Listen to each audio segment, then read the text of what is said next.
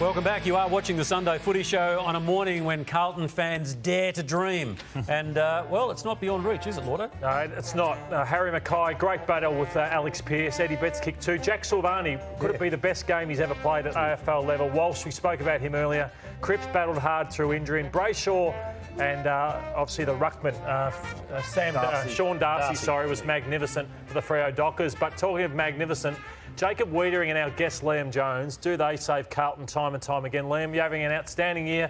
Well done on the win last night. Yeah, thank you very much. It was great to get the win. Obviously, after all the knocks and stuff yesterday, it's easy to wake up with a win on Sunday morning. We'll take a look at the highlights, but talk us through the third quarter. You lost momentum. It was a brilliant first quarter from Carlton. It was all level at three-quarter time, and to have that response, you're under siege, but you kept Freo to just one behind while you guys kicked 2 goals 5. It was an outstanding last quarter to respond that way. Yeah, definitely. Obviously, really proud of the boys. Fremantle did come back with us, as we know they would, but to fight with passion and the way we sort of grit our teeth and fought through that third quarter and end up getting over the line in the last quarter was really pleasing. Lee, it was amazing to look at the stats, just 40 entries, but how efficient you were going forward. So of those 40 entries, 20 scoring shots, 12 marks inside 50. It's been an issue for you earlier on in the year, but have you been working on that midfield-forward connection? Yeah, definitely. It's something we work on every week at training. Like, we know we've got the talent down there with Big Harry, and obviously Jack was leading up well, and Eddie, our forwards are really talented. We just know we need to get it in there nice and deep, and we've got the talent down there to score. Hey Liam, Lordy posed the question there, was it Jack Silvagni's best game? What do you make of it? 19 disposals, 2 goals, he ran all day and he was able to get some game time in, which is a difference to him this year. And worked hard. Yeah, definitely. I think with Jack, the one thing we know we're going to get is he's just going to have a crack. He always gives 100%, but I feel like on the weekend he got rewarded for... he was always working really hard to hit up at the ball, and I feel like we lowered our eyes and used him a lot more on the weekend. And he's a really strong player for his height, and he finished off well as well. So I was really pleased for Sauce that he had a really great game. Another player who probably had a career best game was Paddy Dow. So I wanted to ask you, is he a confidence player? Is he the type of player that goes back after this game and says, I can actually do it at the level now? Is he a player that can get so much out of this performance?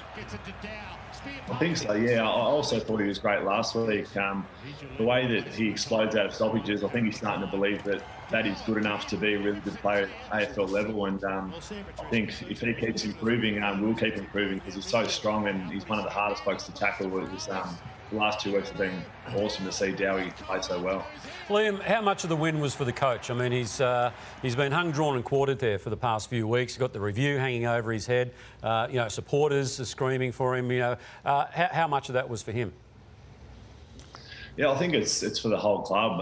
The supporters, have been disappointed in the start of the season and the win-loss ratio, and also, Teague being the head of the team is also been under the pump. So it was for all of us, and I feel like the way the boys have really bought in since the bye.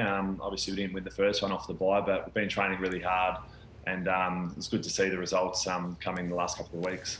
What about your form and your games, Liam? You've been really good this year, as Lordo said, you and Jacob Wiedering down there. But how do you look at it and say, geez, I'm going well here, or I can improve on something?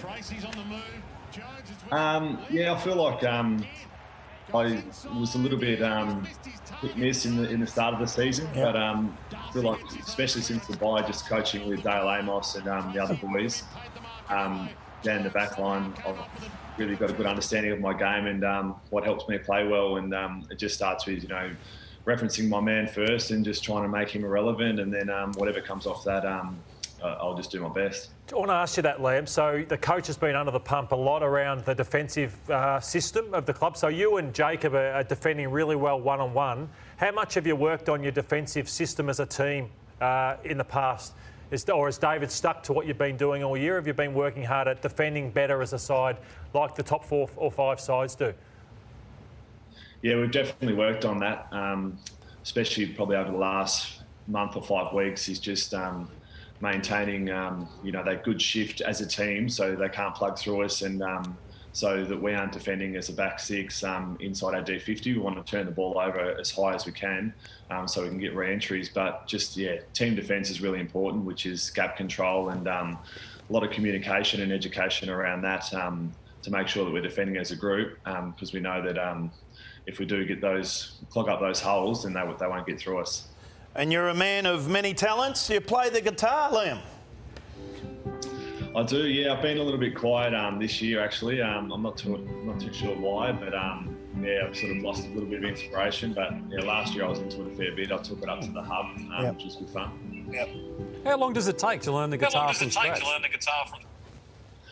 I got my first one when I was about 12 years old. So just watching YouTube and reading tabs and music class at school. So what am I now? 30. So 18 years. I wouldn't start great, but Don't start, Tony. Yeah, go right. Doing the votes, it was a tough game to do, but I found 2 Dockers and 2 Blues. I thought Walsh was the best man on the ground. Darcy, he's been the best 3 ruckman in the game. Liam not far off, but I thought Wiedering was outstanding with his work. And Brayshaw's been good, hasn't hasn't he? he? Had a great season. Great year, Brayshaw. Good calling. And the prizes, the Callaway dozen Callaway Chrome soft golf balls for you, Liam. You'll love that, mate. And the Odyssey Tower Tour towel. The Travis Matthew caps, you get 4 of those. They're beauties. The Aquila shoes and clothing. Oh, magnificent. You'll love this.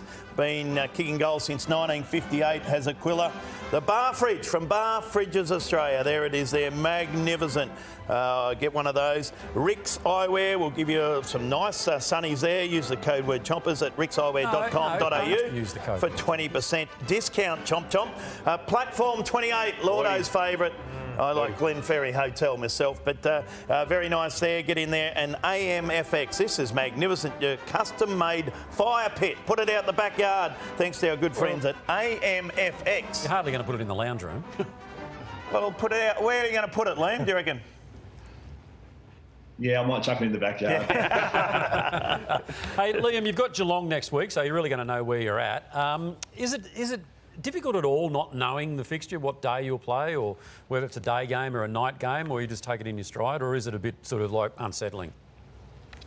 It is difficult. I feel like, especially the last couple of years, if you're one of those players that really likes sort of strict routine and what you do in lead up to games, it's going to be really tough. So you've got to learn to be flexible. But yeah, I think we're playing Saturday. I'm not too sure when and where yet, but we know that we just go and train hard this week. And yeah, you've just got to be flexible with these things. And we just appreciate that we get to still play footy through everything that's going on.